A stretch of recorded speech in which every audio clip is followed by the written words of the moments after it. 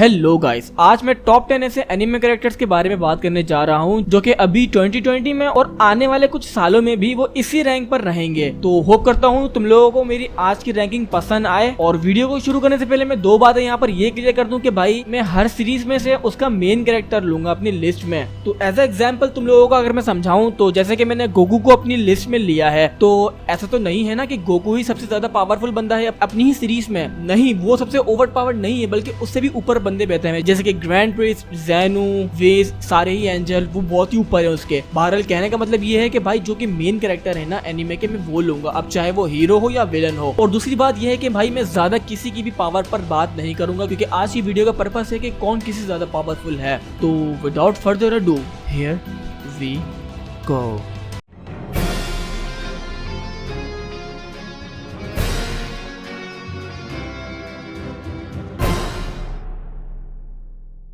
तो मैंने जो यार अपनी आज टॉप 10 एनिमे कैरेक्टर की लिस्ट रेडी करी है ना, उसके लिए मैं खुद इतना ज्यादा एक्साइटेड हूँ, मतलब मुझे खुद सबर नहीं हो रहा कि जल्दी से मैं तुम लोगों को बस बता दूं आज की लिस्ट अपनी। क्योंकि आज की लिस्ट में जो बना रहा था तो वो बनते बनते कुछ ज्यादा ही इंटरेस्टिंग बन गई है। मेरे ख्याल से तुम लोगों को नंबर 1 और 2 का थोड़ा सा समझ ना आए, थोड़ा सा ऑफ लगे, बट बाकी लिस्ट उधम होने वाली है। तो खैर शुरू करते हैं आज की लिस्ट अपनी। तो नंबर 10 पर अपना most powerful anime main character की लिस्ट में है कोरो सेंसी। वैसे तो मैं अपना यहाँ पर light Yagami from death note वाले बंदे को लेने वाला था, बट फिर यार मैंने सोचा कि वो बस खाली ह्यूमन तक की है, मतलब वो जिस भी ह्यूमन का नाम अपनी बुक में लिखेगा वो मर जाएगा। तो एक तरह से वो सिर्फ ह्यूमन तक के लेवल का बंदा है। और तुम सबको पता है कि एनीमे भाई किस जगह निकल चुकी है, मतलब अब इंसानों की तो बात ही नहीं है ना, एनीमे के अंदर तो एलियंस, गॉड्स को भी एनीमे के मेन कैरेक्टर्स फोड़ चुके हैं, लुथेड़ चुके हैं साइड से। तो खैर अभी यहाँ पर है कोरो सेंसे, जो कि है असासिनेशन ऑफ क्लासरूम से। और भाइयों जिसने भी असासिनेशन क्लासरूम एनीमे नहीं देखा है ना, उनको मैं यही कहूंगा कि भाई जब भी तुम लोगों को टाइम मिले तो जरूर देखना यार। ये एनीमे काफी ज्यादा फनी है और बहुत ही ज्यादा एजुकेशनल है, कुछ गैंगस्टर लोगों से बचने के लिए, मतलब ये उस लिहाज से कुछ ज्यादा ही एजुकेशनल है, लॉल। तो भाई असल में यार कोरो सेंसे अपने समझ लो फ्लैश की कॉपी है। ये बस फ्लैश की तरह किसी दीवार के या कोई भी मजबूत एलिमेंट के थ्रू नहीं हो सकते हैं। बाकी इनके अंदर सुपर ह्यूमन स्पीड इतनी है कि ये 20 मैक की स्पीड से फ्लाई और भाग सकते हैं, अपनी सारी मूवमेंट भी उसी स्पीड में कर सकते हैं। इनके पास सुपर ह्यूमन रिफ्लेक्सेस हैं, जिसकी मदद से भाई इसका गार्ड कभी भी डाउन नहीं होता है। और इसमें इतनी स्ट्रेंथ है कि भाई ये पूरे मून को डिस्ट्रॉय कर सकता है और पूरे मून को रेजा रेजा करके पूरी अर्थ को भी तबाह कर सकता है। और दूसरी इंटरेस्टिंग चीज इसके बारे में ये है कि इसके ऊपर कोई जहर का भी असर नहीं होता है। इसकी जो थोड़ी वीकनेस है वो बस पानी ही है। तो ये काफी इंटरेस्टिंग कैरेक्टर है। तो मैं भी सोच रहा हूँ कि कभी फ्यूचर में इसका किसी कैरेक्टर से कंपैरिजन करवाएं। तो अब बात करते हैं नंबर 9 पे म्यूजन किबुत्सुजी की, और या फिर मैं यूं कहूँ कि माइकल जैक्सन की। लोल, वैसे यार इसके अंदर कोई ऐसी हरकत तो नहीं है माइकल जैक्सन वाली, बट इसका जो गेटअप है वो पूरा का पूरा माइकल जैक्सन का ही है। और मुझे नहीं लगता कि मुझे ये बताने की जरूरत है कि ये बंदा कौन सी एनीमे से बिलोंग करता है, क्योंकि कम ऑन गाइस, ये एक वाहिद ही ऐसा अंडररेटेड एनीमे था जिसकी सीजीआई उफ बस पूछो मत यार। सीजीआई ऐसी खतरनाक थी कि बस क्या बताऊं मैं यहाँ पर बात कर रहा हूँ डीमन स्लेयर की, जिसकी अगर एनिमेशन ही बंदा देख लेना तो बस उसका फैन हो जाए। बहरहाल अभी यहाँ पर बात है म्यूजन की। इसके पास गाइस पावर्स का भंडार है। शेप शिफ्टिंग जैसी इसके पास पावर है, जिसकी मदद से ही अपने आप को किसी भी जेंडर में ट्रांसफॉर्म कर सकता है, कोई भी क्रिएचर में अपने आप को बदल सकता है या अपनी प्रेजेंस को छुपा सकता है। अभी तक के ये सबसे पावरफुल डीमन है। जितने भी पावरफुल डीमंस हैं इसके बाद वो सब भी इसी का ब्लड ले लेकर स्ट्रॉन्ग बने हैं। म्यूजन के अंदर इतनी ज्यादा पावर है कि अभी अगर 5 हशीरा और तंजीरो और उसके दोस्त भी अगर सब साथ मिल जाए ना, तो इसके आगे वो कुछ नहीं कर पाएंगे। इसके पास ट्रेमेंडस स्ट्रेंथ है, पावरफुल मैजिक है। और भाई जब भी यार इस कैरेक्टर को देखो ना, तो यकीन मानो एक लिटरल चिल्स मिलते हैं, मतलब कि मानो एक अलग ही खौफनाक वाइब्स आती हैं इसके पास से। मतलब इतना डर पैदा किया हुआ है इस सीरीज में इसका कि कोई भी अगर इसकी आंखें देख ले तो वहीं पर वो अपना दम तोड़ दे। तो अब बात करते हैं नंबर 8 की।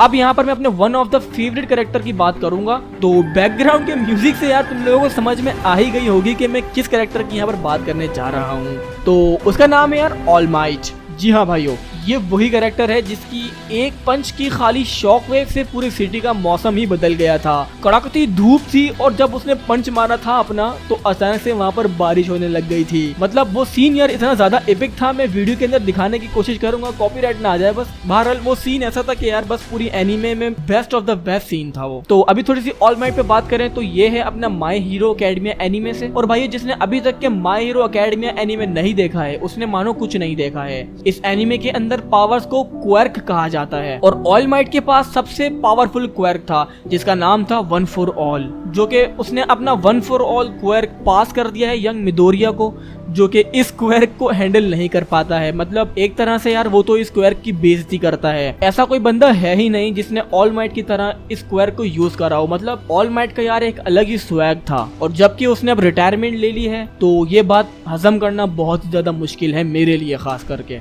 डैम इट यार, एक बहुत ही महान कैरेक्टर जब रिटायर होता है ना तो बड़ा दुख होता है। खैर अब नंबर 7 की बात करें तो यहाँ पर है अपना जाना माना नारुतो। तो बॉयज अब यहाँ पर आया है अपना होकागे of hidden village in the leaf, जिसके पेट में सील है कुरामा नाम का एक 9 टेल बीस्ट जिसको प्लेनेट डिस्ट्रॉयर के नाम से भी जाना जाता है। बट गैस ये सब तो ठीक है अपनी जगह, बट जब उसने कुरामा से दोस्ती कर ली और उसकी और नारुतो की पावर्स कंबाइन हो गई थी तो वो एक प्लेनेट बस्टर कैरेक्टर बन चुका था। और जब उसको गैस सागी ऑफ 6 पास की पावर्स मिली थी तो वो एक सेमी गॉड लेवल पर शामिल हो गया था। मतलब अब वो एक प्लेनेट ही नहीं बल्कि आधी गैलेक्सी को आराम से उड़ा सकता था। इसका स्टैमिना बहुत ही ज्यादा है कोई भी दूसरे टेल बीस्ट के मुकाबले में। और दूसरी बात ये मेरा आइडियल कैरेक्टर है। और गाइस जब इसके पास ये सब पावर्स थी भी नहीं ना, मतलब जब ये बहुत ही छोटा था और सभी लोग इससे नफरत करते थे और कुछ लोग डरते थे इससे कि इसके पेट में कुरामा कैद हुआ है, सील हुआ है, तो तब यार ये मतलब बहुत ही दर्द भरे पास से गुजरा है अपने। बेशक यार ये एक फिक्शनल कैरेक्टर क्यों ना हो बट इसके लिए उस वक्त बहुत ज्यादा सिंपैथी होती थी मेरे दिल में। और हालांकि मुझे पता है कि ऐसा कुछ एग्जिस्ट भी नहीं करता है बट फिर भी यार इस कैरेक्टर ने मेरे दिल में अपनी एक अलग ही जगह बना ली है। तो अब बात कर लेते हैं नंबर 6 की, जिस पर है Ichigo Kurosaki from bleach. Guys I am not gonna lie about it, okay. काफी मसरूफियत है जिंदगी में यार, पर प्रॉमिस मैं देखूंगा जरूर इस एनीमे को। मैंने आज तक ब्लीच एनीमे नहीं देखी है तो मैं अभी से सॉरी बोल देता हूँ अगर कुछ मैं इसके बारे में गलत बोलूँ तो। मुझे पता है भाई मैं पागल हूँ, बस जैसे ये मुझे टाइम मिलेगा ना तो मैं फौरन ब्लीच एनीमे ही देखूंगा। तो खैर लॉन्ग स्टोरी शॉर्ट, इस बंदे के पास भी यार पावर्स का भंडार है और इसकी जो सबसे मेन पावर है जो मुझको अच्छी लगी वो ये थी कि ये रियलिटी बैंड कर सकता है। और गाइस तुम लोग मानो या ना मानो, जिस किसी कैरेक्टर के आगे खाली सिर्फ इतना लग जाता है ना कि वो रियलिटी रैपिंग करना जानता है या रियलिटी रैपिंग के साथ छेड़छाड़ करना जानता है, तो वो बंदे का जो लेवल होता है ना समझ लो जमीन से उठकर डायरेक्ट आसमानों पर बैठ जाता है। मतलब रियलिटी रैपिंग की जो पावर है वो बहुत ही ज्यादा ओवर पावर्ड है। तो खैर ये उतनी अच्छी नहीं कर सकता, ये उसके अंदर बिल्कुल भी माहिर नहीं है, ये हल्की सी रियलिटी को बैंड कर सकता है बट फिर भी ये एक ह्यूमन के लिए बहुत ही बड़ी बात है। और दूसरी बात यार ये ह्यूमन होने के बावजूद भी एक ह्यूमन नहीं कहला सकता क्योंकि इसके अंदर कुछ ज्यादा ही ओवर स्ट्रेंथ है, स्पीड है, रिफ्लेक्सेस हैं। ये एक पंच और ये एक किक अपनी इतनी ज्यादा स्पीड में उतनी स्ट्रेंथ के साथ मार सकता है कि कोई भी पहाड़ या चट्टान को आराम से तोड़ दे। मतलब एक नॉर्मल ह्यूमन के बनिस्बत यार इसके अंदर बहुत ही ज्यादा स्ट्रेंथ है। और इसकी सबसे पावरफुल फॉर्म है जिसका नाम है EOS बेनकाई, जिसकी मदद से यार ये एक गैलेक्सी बस्टर तो कहलाएगा ही। और हाँ गाइस अगर मैंने कोई इम्पोर्टेंट बात इसके बारे में मिस करी हो तो यार आई एम रियली सॉरी। तुम लोगों को एक बात यहाँ पर नहीं पता होगी और वो ये है कि भाई अगर तुम किसी भी कैरेक्टर के बारे में जितना भी स्टडी कर लो, जितना भी गूगल कर लो, रिसर्च कर लो, उसका कोई ज्यादा फायदा नहीं होगा क्योंकि जब तक कि तुम खुद अपनी आंखों से एनीमे नहीं देखोगे ना तब तक कि तुम उस कैरेक्टर को सही से समझ नहीं पाओगे। ये मेरा खुद का एक्सपीरियंस है। तो अगेन सॉरी अगर मैंने कोई मेन बात इसके बारे में मिस करी हुई हो और मैं प्रॉमिस करता हूँ कि मैं बहुत जल्दी ब्लीच एनीमे देखूंगा। मुझे कॉमेंट सेक्शन में बताना कि वो कैसी है ताकि मेरा इंटरेस्ट और भी बढ़े इस पर। तो अब बात करता हूँ नंबर 5 की। तो गाइस यहाँ पर है the master of sun AKA Escanor lion's sin of pride. यार अगर तुम मुझसे पूछते हो ना कि असल में गूज़बम्प्स क्या होते हैं तो मैं यही कहूंगा कि भाई Jiren versus master ultra instant fight के बाद अगर मुझे असल में गूज़बम्प्स मिले हैं ना तो वो एस्कानोर को देखते हुए ही मिले हैं। मतलब जब एस्कानोर ने मेलियोदस के भाई को डिफीट किया था तो उस वक्त लिटरल गूज़बम्प्स मिल रहे थे। और दूसरी बात एनिमेशन भी ऐसी आला थी कि बस क्या बताऊं यार। तो गाइस ये सब तो बातें असाइड कर दो, यहाँ पर एक मेन बात है जो मैं इसके बारे में आपसे डिस्कस करना चाहता हूँ और वो बात है इसकी पावर लेवल की। अब बहुत सारे ऐसे लोग हैं यार जो पावर लेवल को ध्यान में रखते हुए इस कैरेक्टर को इतना वीक बता देते हैं कि जिसकी कोई हद नहीं है। अब तुम लोगों को मैं समझा के थक गया हूँ कि हर एनीमे के अंदर पावर लेवल एक तरह से एक्सप्लेन नहीं होता है, हर किसी का अपना अपना अंदाज होता है भाई। अब जैसे कि यार अगर किसी एनीमे में किसी भी गॉड का लेवल 200 पावर लेवल है और वहीं पर किसी दूसरी एनीमे के अंदर 2 लाख पावर लेवल किसी गॉड का है और जबकि इनके फीट्स दोनों के सेम है, दोनों की ताकत हम लोगों को सेम देखने को मिली है, बट यहाँ पर लोग इस बात से ये समझ के बैठ जाते हैं कि भाई उसका तो 200 पावर है और उसका तो 2 लाख है, तो वो तो वीक ही हुआ ना इससे। बट ऐसा असल में नहीं होता है। तुम लोग एनीमे कैरेक्टर की जो पोजीशन अगर चेक करना चाहते हो ना, तो तुम लोग उनके फीट्स को रिकॉग्नाइज करने लग जाओ, उनके एक नॉर्मल पावर से कितना डैमेज हो रहा है तुम लोग ये सब देखने लग जाओ, तो तुम लोगों को खुद समझ आ जाएगी। क्योंकि 7 डेडली सिंस के जो पावर लेवल की एक्सप्लेनेशन मेथड है ना, वो बिल्कुल अलग है ड्रैगन बॉल सुपर से। तो पावर लेवल से इन लोगों को मैच मत किया करो, मैं सिर्फ इतना ही कहूंगा। तो खैर अभी मैं एस्कानोर का बताऊं तो भाई ये अपनी उंगलियों पर लिटरली सन क्रिएट कर सकता है, जिसका नाम होता है क्रूल सन। एस्कानोर सभी क्लेन्स के ऊपर खड़ा होता है, मतलब जितने भी डीमन एग्जिस्ट करते हैं उसकी एनीमे में, वो उन सब के ऊपर खड़ा होता है। ये वो बात उसने अपने मुंह से की है। और मैं एस्कानोर के ऊपर 2 से 3 वीडियोस भी बना चुका हूँ, आई बटन पर चेक करना जाकर अगर तुम लोग इंटरेस्टेड हो एस्कानोर पर। तो गाइस वीडियो यार काफी ज्यादा लंबी हो रही है, तो मैं अब जल्दी जल्दी थोड़ा कवर करने की कोशिश करता हूँ सारी रैंकिंग को अपनी। तो नंबर 4 पर है मूव साइको। इसकी एनीमे का नाम है मूव साइको 100। जिसने ये एनीमे नहीं देखा है तो उसको मैं यही रिकमेंड करूंगा कि भाई ये एनीमे जरूर देखे। मैंने भी देखी, मुझे बहुत मजा आया था। अगर मैंने कभी टॉप 10 एनीमे ऑसम अवेकनिंग पे वीडियो बनाई ना, तो इसको मैं उसमें जरूर शामिल करूंगा, क्योंकि इसकी जो अवेकनिंग पावर थी वो बहुत ही ज्यादा ऑसम थी। ये समझ लो पूरे प्लेनेट को आराम से डिस्ट्रॉय कर सकता है, क्योंकि इसके पास यार साइकिक की पावर, ये पावर बहुत ही ज्यादा ओवर पावर होती है। मतलब जैसे कि स्कारलेट विच है ना, अपने माइंड से किसी भी चीज को फ्लोट कर सकती है, किसी भी चीज को डिस्ट्रॉय कर सकती है, समझ लो वही सब पावर्स इसके पास भी हैं यहाँ पर। और इसके पास जो है टेलीपैथी और टेलीकिनेसिस की पावर्स हैं सारी। और तुम लोगों को पता है ये 2 पावर्स कितनी ज्यादा खतरनाक होती हैं, किसी बंदे का दिमाग उजाड़ कर रख सकती हैं। तो खैर इस एनीमे के अंदर जो अपना मूव है, ये सबसे ओवर पावर्ड कैरेक्टर होता है, जिसके पास सबसे ओवर पावर्ड साइकिक की पावर्स होती हैं। इस एनीमे के अंदर ये अपनी साइकिक पावर स्पिरिट्स को एक्सॉर्सिज्म्स करने में यूज करते हैं, मतलब स्पिरिट्स को रिलीव करते हैं जो कि भूत बने घूम रहे होते हैं, जो कि लोगों को तंग कर रहे होते हैं। इस एनीमे के अंदर ये उनको अपनी इस पावर से इस वर्ल्ड से रिलीज करता है। और कुछ स्पिरिट्स गाइस अच्छी होती हैं और कुछ स्पिरिट्स ऐसी होती हैं एविल, जो कि बहुत ही ज्यादा ओवर पावर्ड होती हैं। बट जब मूव इनके सामने होता है ना, तो गाइस अब वो स्पिरिट जितनी भी ज्यादा ओवर पावर्ड हो, इट डजंट मैटर। तो अब बात करते हैं नंबर 3 की, जिस पर है अपना Saitama from One Punch Man. वैसे तो यार इस बंदे को हर कोई जानता है और इसका न्यू सीजन भी जल्दी ही आने वाला है, क्योंकि मांगा बिल्कुल एंड पर है इसकी। तो भाई साइटामा के बारे में मुझे नहीं लगता तुम लोगों को ज्यादा कुछ बताना चाहिए, क्योंकि Saitama is all about pure strength. मतलब इसके आगे कोई भी कैसी भी कितनी भी पावरफुल बीइंग क्यों ना आ जाए, all he need to defeat his opponent is just a one punch. एक ही पंच के अंदर ये सारे अंजर पंचर डीले कर देगा किसी भी ओवर पावर्ड कैरेक्टर के। हम इसकी पूरी एनीमे में देख चुके हैं कि जितने भी कैरेक्टर आए, जितने भी ऑसम फाड़ू कैरेक्टर आए यार, इसके आगे कुछ नहीं कर पाए। अब इसके अंदर इतनी सारी स्ट्रेंथ कहाँ से आई, हम लोगों को इसका कुछ अंदाजा नहीं है। इसका कोई भी साइंटिफिकली हम लोगों को प्रूफ नहीं मिला है कि ये कहाँ से आई इतनी पावर। बस हम लोगों को ये बताया गया है कि भाई इसने 3 साल तक डेली 100 पुशअप्स, 100 सिटअप्स, 100 स्क्वाट्स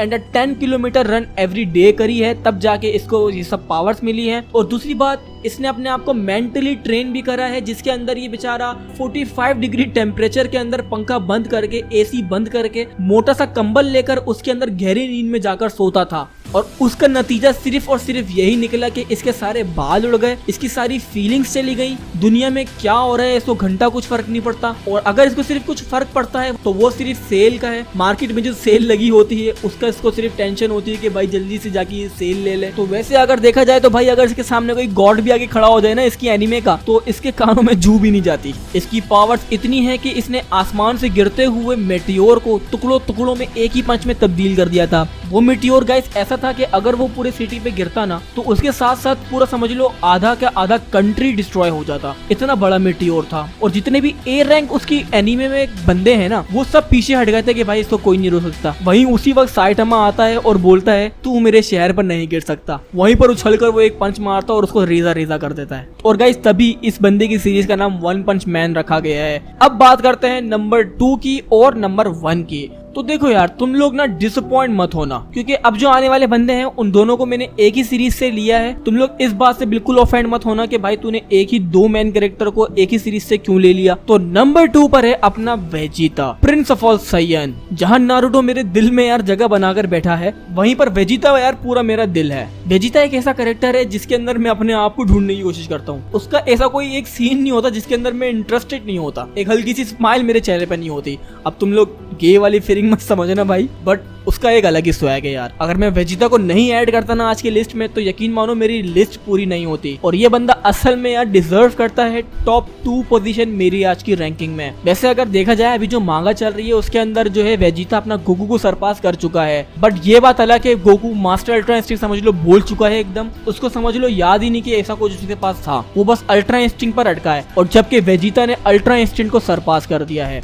जी हाँ भाइयों, और गोकू ने अपने मुंह से कहा था कि भाई अब मुझे और मेहनत करनी पड़ेगी ताकि वेजिटा को मैं दोबारा से पीछे कर सकूं। तो देखा जाए तो ये टॉप 1 पर आता है, पर मास्टर अल्ट्रा इंस्टिंक्ट को हम ऐसे नहीं जाने दे सकते। अभी गोकू भूला हुआ है, बट आगे जाके वो थोड़ा और ट्रेन होगा। अपनी ओमेन अल्ट्रा इंस्टिंक्ट को जब मास्टर करेगा तो एक ना एक दिन वो जल्दी ही मास्टर अल्ट्रा इंस्टिंक्ट को चुटकियों में अटेन कर लेगा। तो लिहाजा हम इस बात को इग्नोर नहीं कर सकते हैं, और तभी हमने नंबर 1 पर रखा है अपने गोकू को। तो गाइस फाइनली गोकू हाजिर है तुम सबके सामने, सबका फैन फेवरेट कैरेक्टर जो कि सबसे स्ट्रॉन्गेस्ट था, स्ट्रॉन्गेस्ट है और स्ट्रॉन्गेस्ट रहेगा। अगर कभी भी एनीमे की बात आती है, किसी भी एनीमे कैरेक्टर का कोई दीवाना होता है तो सबसे पहले उसके दिमाग में यही आता है कि क्या भाई ये गोकू को डिफीट कर सकता है या नहीं। मतलब लिटरली यार सबकी जबान पे यही होता है, गोकू तो उसको हरा देगा। नहीं, ये गोकू को नहीं हरा सकता भाई। और क्यों ना हो यार, गोकू मतलब इतनी ज्यादा मेहनत करके आज वो जिस मुकाम पर है, मैं कहता हूँ कि यार उससे ना हम लोगों को सीख लेनी चाहिए। मतलब नेवर गिव अप वाली थिंकिंग, दोस्तों में होप क्रिएट करने वाली थिंकिंग, ये सब उससे हमें सीख लेनी चाहिए। और गाइस वैसे तो यार गोकू स्ट्रॉन्ग था ही, बट जब उसने मास्टर अल्ट्रा इंस्टिंक्ट को अचीव किया था टूर्नामेंट ऑफ पावर में, तो भाई तब से उसने सारे गॉड ऑफ डिस्ट्रक्शन को सरपास कर दिया था। और लिटरली यार सारे गॉड्स उसकी रिस्पेक्ट में खड़े हो गए थे। और अभी वीडियो के अंदर भी तुम लोगों को दिख रहा होगा कि सारे गॉड्स उसकी रिस्पेक्ट में खड़े हुए थे अपनी सीट छोड़कर। और गाइस मैं तुम लोगों को बता दूं ये कोई मामूली बात नहीं है। एक गॉड ऑफ डिस्ट्रक्शन इतना ज्यादा खड़ूस होता है, हर बात पे बस हाकाई हाकाई, मतलब अजीब यार। इतना ज्यादा एरोगेंट होते हैं वो लोग कि वो अपना बाल भी किसी मॉर्टल को टच ना करने दें। और जबकि गोकू अपना एक मॉर्टल है और उसने जब मास्टर अल्ट्रा इंस्टिंक्ट को अचीव किया था तो सब के सब गॉड्स अपनी रिस्पेक्ट छोड़कर, अपनी सीट छोड़कर, अपना सब कुछ भूलकर सिर्फ और सिर्फ गोकू की रिस्पेक्ट के लिए खड़े हो गए थे। मतलब यार ये एक बहुत ही बड़ी बात है गोकू के लिए। खैर गोकू को इस बात का कोई घंटा फर्क नहीं पड़ता क्योंकि उसको इन सब मामलों में वही नहीं है, उसको बस सिर्फ और सिर्फ स्ट्रांग होना है। बट अगर देखा जाए तो ये भाई इससे बड़ी कोई बात इसकी रिस्पेक्ट के लिए हो ही नहीं सकती। अगर इससे बड़ी कोई रिस्पेक्ट की बात कोई है तो मुझे कमेंट सेक्शन में जरूर बताना, तो मुझे भी पता लगे कि भाई इससे ज्यादा अच्छी और कौन सी बात हो सकती है जो कि गोकू के रिस्पेक्ट में हम कह सकें। तो भाई यही थी यार आज की वीडियो। अगर तुम लोगों को गोकू एंड वेजिटा की पावर्स पर और भी ज्यादा जानना हो तो आई बटन पर चेक करो, बल्कि आई बटन पर क्या मेरे पूरे चैनल को चेक करो। तुम्हें इन दोनों की जो इन्फॉर्मेशन मेरे चैनल पर से मिलेगी, ऐसी इन्फॉर्मेशन तुम्हें कहीं से नहीं मिलेगी, ये मैं गारंटी देता हूँ। तो तुम लोगों को आज की रैंकिंग कैसी लगी? मैंने सभी यूनिवर्सेस के टॉप 10 वीडियो कैरेक्टर्स तो बना ही दी थी, बस मेरे एनीमे टॉप 10 कैरेक्टर रह गए थे, तो आज वो भी हो गए हैं। तो कमेंट सेक्शन में मुझे बताना मत भूलना कि आज की रैंकिंग तुम लोगों को कैसी लगी गाइस। और हाँ गाइस एक बात है मैं जो तुम लोगों से करना चाहता हूँ, और वो ये है कि भाई जो तुम लोगों से मैं जो सजेशन पूछता हूँ ना अपने नेक्स्ट वीडियो के कम्युनिटी टैब पे, तो वो तो यार ठीक है, बट अभी यहाँ पर मैं थोड़ा सा चेंज करने वाला हूँ। मतलब ये चेंज नहीं होगा, कम्युनिटी टैब पे जो सजेशन चलते हैं वो चलते रहेंगे, बट जो मैं सजेशन पिक करूंगा ना वो करूंगा मैं अपने इंस्टाग्राम से। तुम लोगों को करना क्या होगा, करना ये होगा कि भाई मुझे जाके फॉलो करना और अपनी स्टोरी में जो तुम लोगों को सबसे बेस्ट वीडियो लगती हो जो मुझे बनानी चाहिए वो नाम डालना और मुझे वहीं पर अपनी स्टोरी में टैग करना। मैं सबकी स्टोरीज देखूंगा और जो मुझे वीडियो अच्छी लगेगी मैं उस वीडियो को कुछ ही वक्त में बना दूंगा, और जिसका भी सजेशन गाइस मैं पिक करूंगा